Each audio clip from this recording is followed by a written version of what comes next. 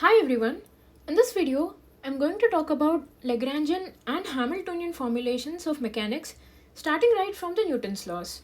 So these formulations are essentially based on the same theory, it's just that one way might be more conceptually easier to understand or has better computational efficiency than the rest of them.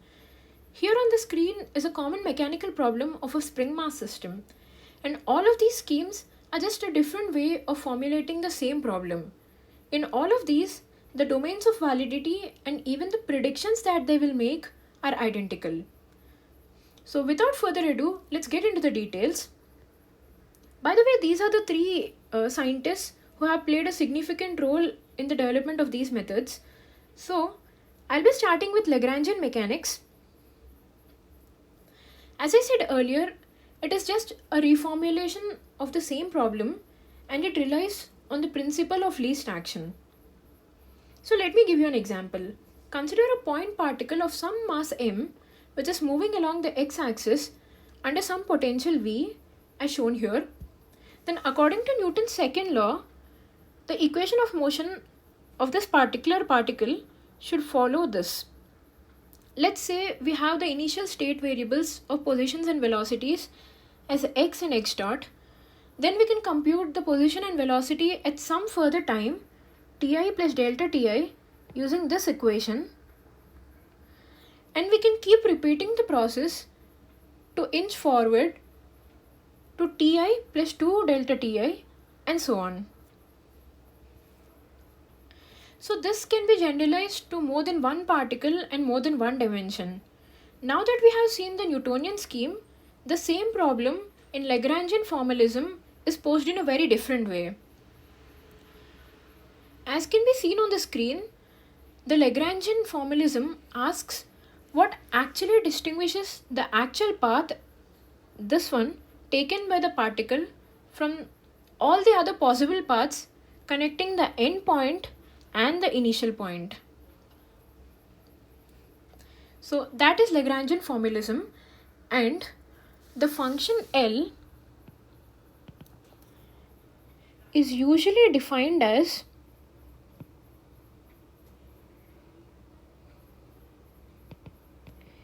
T minus V, where T is the kinetic energy and V is the potential energy. So this can be written as a function of x and x dot, where x represents the positions and x dot represents the velocities.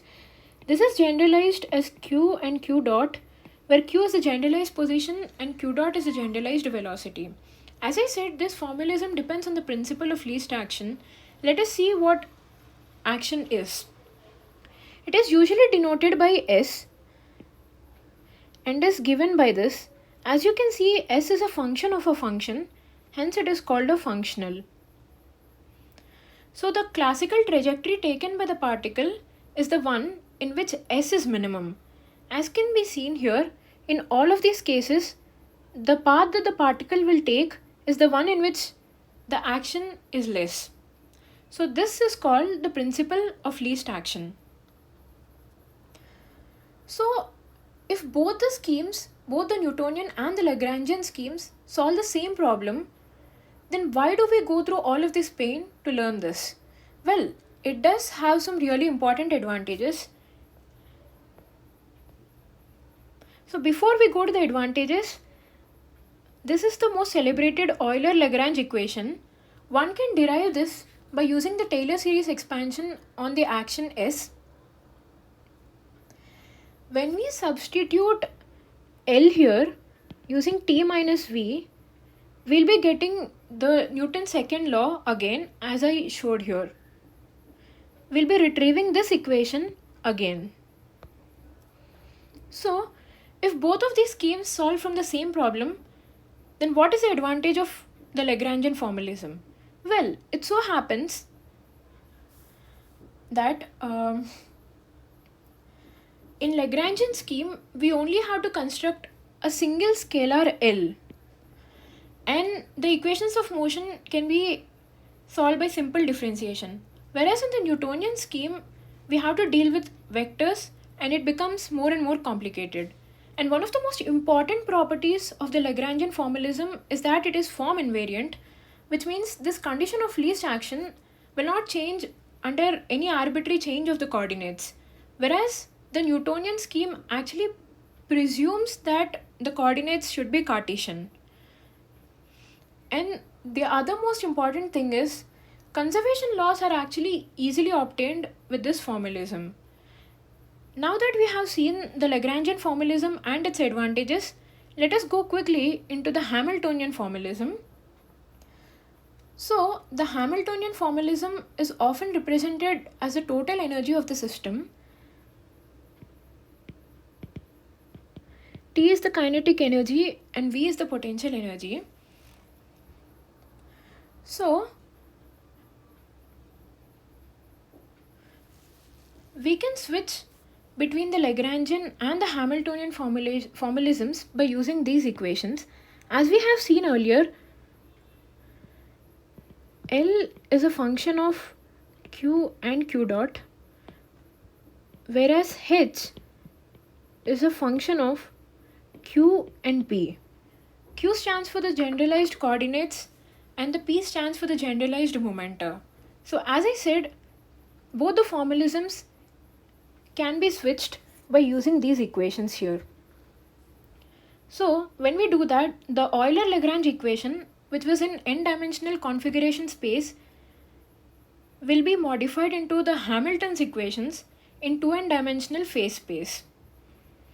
These are the equations used to perform that. Now this change, this role reversal, can be performed by using something called Legendre transformation. Let me show how it is done. Suppose we have some function f of x whose derivative is u of x. Then we can switch between this u of x and x of u performing the Legendre transformation. As you can see, there is an example here where u of x is some function, then x of u is this function. To perform this transformation, let us define some function g.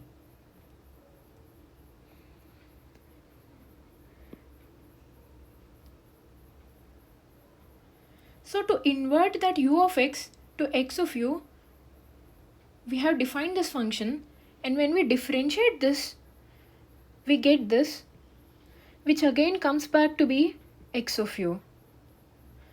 So this going from f to g, by changing the roles of x and u and vice versa, this is done and it is called Legendre transformation. The functions here f and g are called Legendre transforms of each other.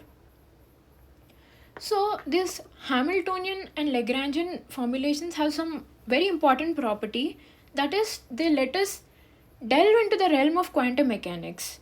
So to summarize what I have shown here, all the three schemes, the Newtonian, Lagrangian and Hamiltonian schemes, they solve for the same problem.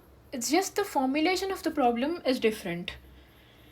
And in the Lagrangian formalism, there are n degrees of freedom which are described by the coordinates and the velocities, and the state of the system is represented as a point in an n-dimensional configuration space. Whereas in Hamiltonian formalism, the n degrees of freedom are described by the n coordinates and n momenta, and the state of the system will be represented in the 2n dimensional phase space. I hope now you have a better understanding of what these three formulations are, and thank you.